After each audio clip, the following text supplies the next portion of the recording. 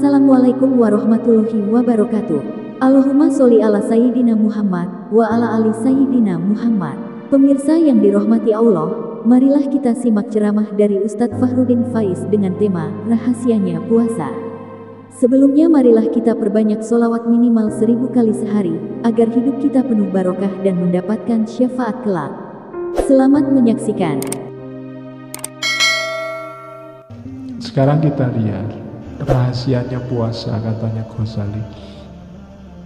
Gini loh, manusia itu kan derajatnya di atas hewan. Kenapa?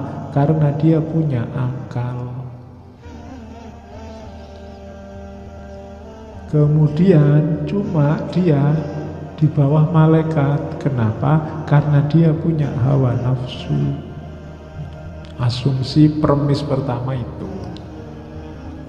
Maka harus hati-hati. Jadi manusia itu derajatnya di atas hewan dan di bawah malaikat. Terus hati-hati kalau dia, kenapa harus puasa? Puasa itu memerangi hawa nafsu. Kenapa tidak harus diperangi? Karena kalau hawa nafsu ini menguasai, dia jatuh ke level hewan. Nah, kalau dia bisa menaklukkan hawa nafsu, dia naik kelas ke level malaikat. Kenapa harus naik kelas, Pak, ke level malaikat? Bukan berarti jadi malaikat. Malaikat itu makhluk yang sangat dekat dengan Allah. Kalau manusia naik ke level malaikat, berarti dia ada di posisi yang dekat dengan Allah. Itu diantara rahasianya puasa. Kenapa berarti kita diwajibkan oleh Allah berpuasa? Itu sebenarnya Allah ingin dekat sama kita. Cuma ada penghalangnya, yaitu nafsu. Hawa nafsu yang menghalangi kita bisa dekat sama Allah. Maka oleh Allah kita diwajibkan puasa, biar kita bisa menaklukkan hawa nafsu, sehingga kita naik kelas ke level malaikat. Dan ketika kita di level malaikat, itulah kita dekat sama Allah. Itu rahasianya puasa, katanya Ghazali. Mirip kayak sholat kemarin. Sholat juga menunjukkan kerinduan Allah pada kita, sehingga kita dipanggil untuk menghadap. Haji kemarin juga begitu, Allah memanggil-manggil kita, sehingga kita bilang labbaik Allahumma labbaik.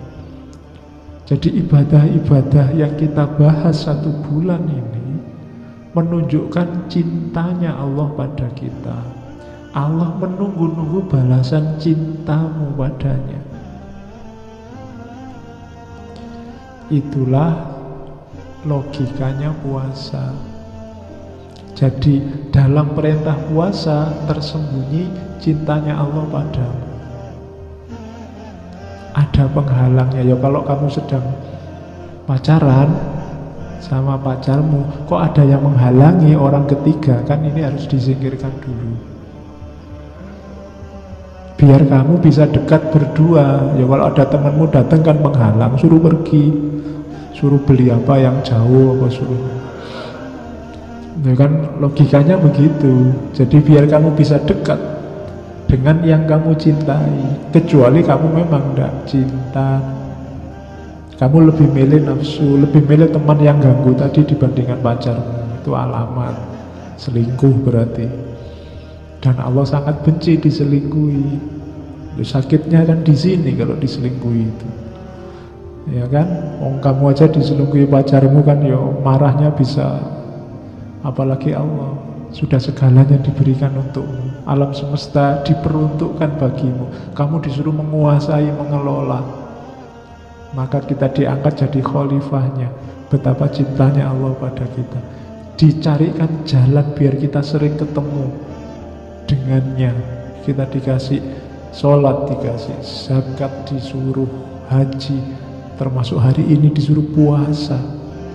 Itu menunjukkan Allah sangat cinta pada kita. Cuma kita sering cuek, kehilangan esensi dari ibadah. Itu yang dikritikkan oleh Ghazali pada kita. Puasa kita lebih banyak puasa awal. Sehingga hakikat puasa yang menaklukkan hawa nafsu ini tidak ketemu. Karena tidak ketemu, akhirnya kita tidak jadi dekat sama Allah. Allah sudah nunggu-nunggu, kita nggak jadi nyampe. Betapa kecewanya. Nah, itu logikanya begitu. Puasa itu. Jadi ketika kita sedang puasa, ingat-ingatlah bahwa kita sedang dicintai Allah, kita sedang ditunggu oleh Allah untuk mendekat padanya. Maka perbanyak ibadah, perbanyak ngaji. Asiklah, mesralah sama Allah. Sudah nggak ada yang ganggu, ngaji juga libur kok. Tenang aja, nikmati 1 bulanmu sama Allah. Oke, dalam puasa kan komplek, kamu bisa sholat, bisa ngaji, bisa macam-macam. Semuanya termasuk zakat kan ada juga dalam bulan puasa. Dilakukan sebaik-baiknya, nikmati bulan madu sama Allah selama 1 bulan. Syukur-syukur efeknya bisa terasa terus untuk setahun kemudian sampai Ramadan selanjutnya. Rindukan Allah terus dalam ibadah-ibadah sampai ketemu lagi bulan khusus, bulan madu kesekian sama Allah. Itulah bulan puasa. Terus oleh karena itu katanya Ghazali, hati-hati. Ini perumpamaannya Ghazali. Banyak orang berpuasa tapi berbuka. Banyak juga orang berpuasa tapi hakikatnya berbuka. Puasa tapi buka puasa itu orang yang puasa hanya jasmaninya saja, tidak terhalangi dari maksiat, tidak terhalangi dari dosa-dosa batin dan anggota tubuh. Itu namanya orang yang puasa tapi sebenarnya buka puasa. Ada yang sebaliknya, orang yang buka puasa tapi sebenarnya dia puasa.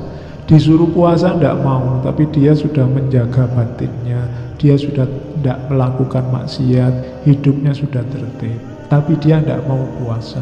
Itu orang yang buka puasa tapi hakikatnya puasa. Dua-duanya salah. Ibaratnya katanya Ghazali, itu saya nulisnya belum lengkap. Orang yang puasa tapi tidak menjalankan ibadah batinnya, tidak terhalangi dari nafsu dan maksiat, itu kayak orang wudu, airnya sudah diusap-usapkan ke tubuh, sudah diulang-ulang 3 kali, tapi dia masih belum wudu beneran, belum membasuh katanya Ghazali, masih hanya cuci muka. Jadi belum ketemu esensinya wudu. Sama orang yang sudah tidak makan, tidak minum, tapi masih melakukan maksiat, puasa batinnya belum jalan. Itu ya kayak orang wudu tapi sudah ketemu air, sudah diusap-usap 3 kali, tapi masih belum dibasuh. Sebaliknya nanti orang yang tidak puasa, buka puasa, tapi sebenarnya puasa. Orang yang sudah ngerti syarat rukunnya wudu juga sudah dibasuh 3 kali, tapi tidak ada niatnya untuk wudu. Sama aja nggak ada nilainya. Jadi harus lahir dan batin puasa itu. Tidak boleh batin saja atau lahir saja.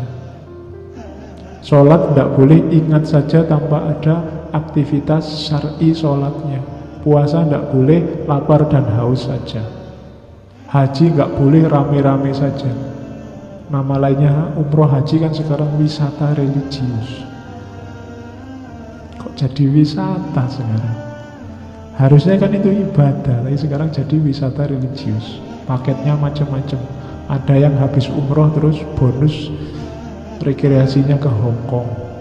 Ada yang terus rekreasinya ya. Jeleknya cuma satu, kok saya nggak bisa ikut.